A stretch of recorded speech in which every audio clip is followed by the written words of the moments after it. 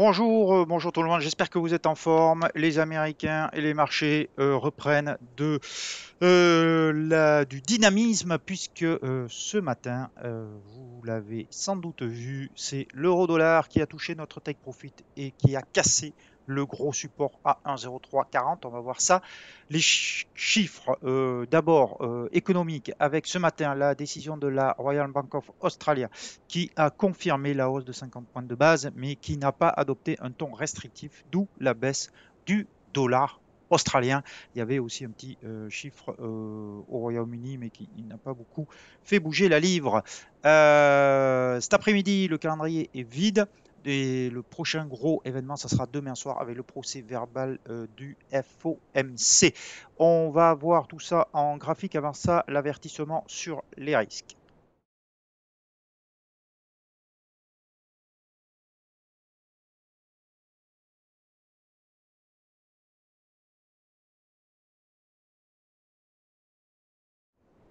Alors, avec un dollar. Alors, normalement, on a touché au son. Donc, j'espère que c'est plus agréable et que c'est mieux pour vous.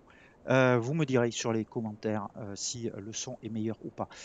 En tout cas, le marché avec donc le dollar qui, hier, je vous disais que c'était des petites respirations du dollar qui montraient la force du billet vert. Ce matin, il décolle littéralement à nouveau à un plus haut de 20 ans avec donc cet envolé qui dépasse le précédent creux de marché. On verra comment ça clôture ce soir, mais si on a un chandelier de ce type-là, forcément, ça appelle à plus de hauteur. Pas de problème, billet vert en forte hausse, pas de correction, pas de respiration en vue. Il faut rester long dollar. Ce qui nous donne donc sur l'euro-dollar. L'euro-dollar, je vous en avais parlé, je vous avais dit qu'on avait un taking profit à 1,0355. On le verra sur le tableau tout à l'heure. Il a été touché ce matin et même enfoncé. Maintenant, l'euro-dollar, pour moi, il va à la parité. Donc, si vous n'avez pas pris vos bénéfices, bravo. Vous avez joué la cassure, elle s'est réalisée, bravo à vous. Vous pouvez garder une pause pour viser la parité. Personnellement, bon, le taking profit, je vous l'ai annoncé, donc il a été pris. Donc on va pas bouger ce que j'ai dit avant. Je pourrais me remettre short si jamais on revenait tester les 1,0340 et qu'on avait une bougie verte sur les 1,0340, mais pour l'instant c'est pas le cas. Donc ceux qui sont short, vous pouvez rester short. Pour les autres, on a pris nos bénéfices et c'est très bien ainsi aussi. Donc, euro-dollar vers la parité et toujours donc ce stop loss dynamique si vous êtes en position avec cette oblique baissière. Le câble, même chose, hein, le câble il repart à la baisse. La seule chose qu'il n'a pas euh, touché son précédent plus bas, donc on y va droit dessus.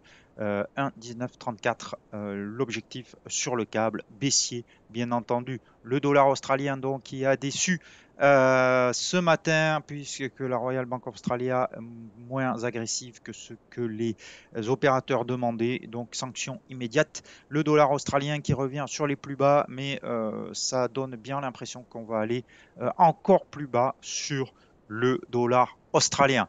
Et ça me fait venir au kiwi, puisque vous vous rappelez qu'on a une position short sur le kiwi avec un objectif donc à 0,60. On y va tout droit. On est sur 0,6160. On va rejoindre le plus bas si jamais on arrive à le casser, 0,6147, donc le plus bas. Si jamais on cassait ce point bas de mèche basse, c'est un signal baissier. Et donc, comme on est déjà short, on se laissera porter pour viser les 0,60 seuil psychologique, mais le seuil technique est sur 0,5920.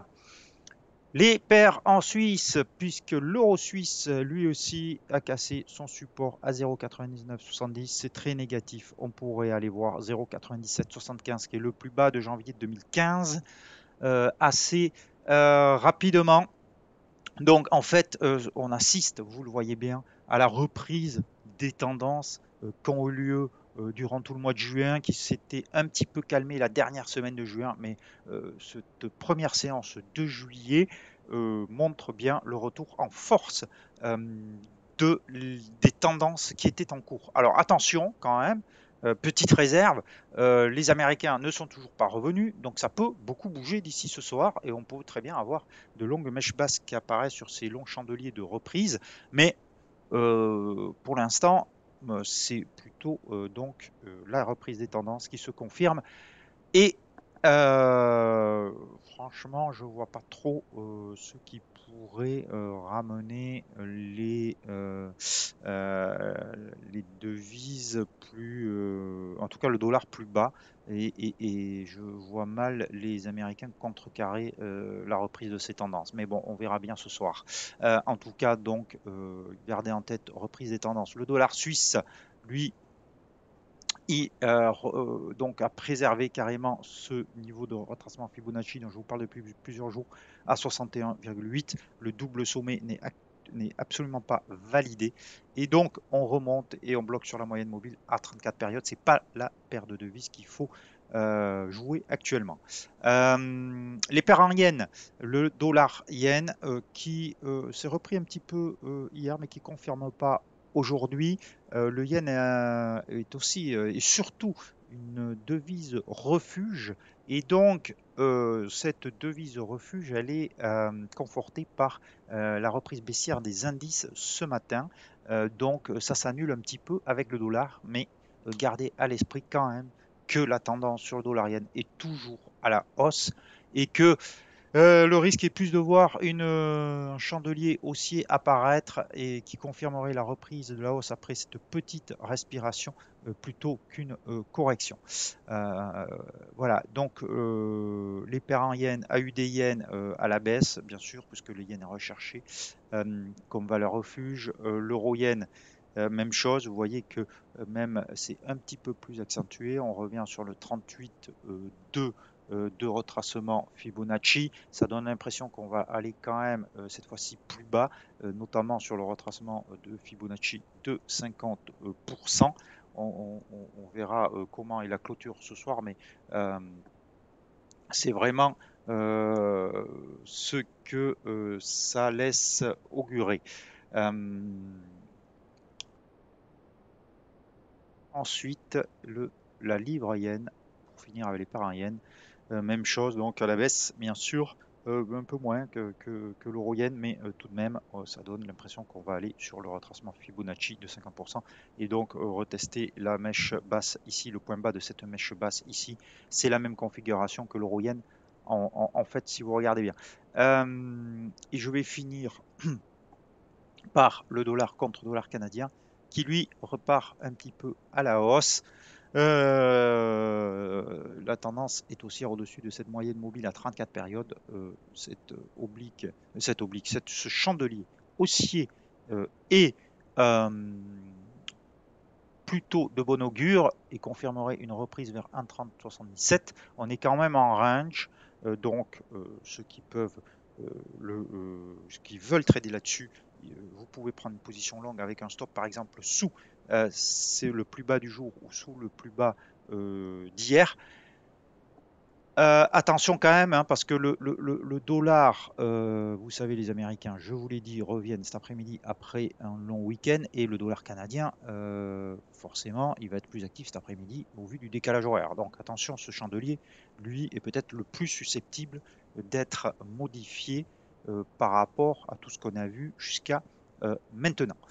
Voilà donc ce que je pouvais vous dire aujourd'hui. Donc finalement, c'est assez simple, hein, on reprend les tendances qui étaient en cours. On va voir donc que nous avons pris sur les plans de trading, nous avons pris les bénéfices sur l'euro-dollar. Bien que, encore une fois, si vous êtes en position, vous pouvez très bien, pourquoi pas, viser la parité à condition que la clôture confirme ce soir. Si d'aventure on clôturait au-dessus de 1,0340, on revenait au-dessus de 1,0340, à mon avis, il faut sortir. Mais pour ma part, je suis déjà sorti. Donc, on avait sorti une moitié de position avec 80 pips de gains. On sort sur 1,03, 55 était l'objectif final avec 180 pips de gains. Donc en tout, sur la totalité de la position, on a un gain de 132,50 pips. Sur le kiwi, on est en position, cette position est gagnante. Et sur le dollar yen, j'ai pas fait le calcul, mais on doit être en très légère perte, je pense. Pour l'instant, on garde la position. Ouais, on est flat en fait, puisque ça cote à l'instant 135,85 et on était rentré à 135,93. Bon. Donc on est quasiment flat. Donc on garde la position sur le dollar yen et donc on est toujours short kiwi. Voilà ce que je pouvais vous dire aujourd'hui sur les marchés. Donc ça y est, le marché s'est dormi, a pris un jour de congé hier. C'est reparti pour ce mois de juillet qui pourrait être assez volatile. C'est pas un mois, le mois de juillet, traditionnellement, mais ça ne veut pas dire que ça ne sera pas le cas cette fois-ci. C'est pas un mois où de grandes tendances se matérialisent. Donc c'est plutôt un mois qui est un mois de respiration, et c'est plutôt les mois d'août et septembre qui sont des mois où l'aversion pour le risque est assez présente. Mais peut-être que cette année sera différente, autrement ça serait trop facile.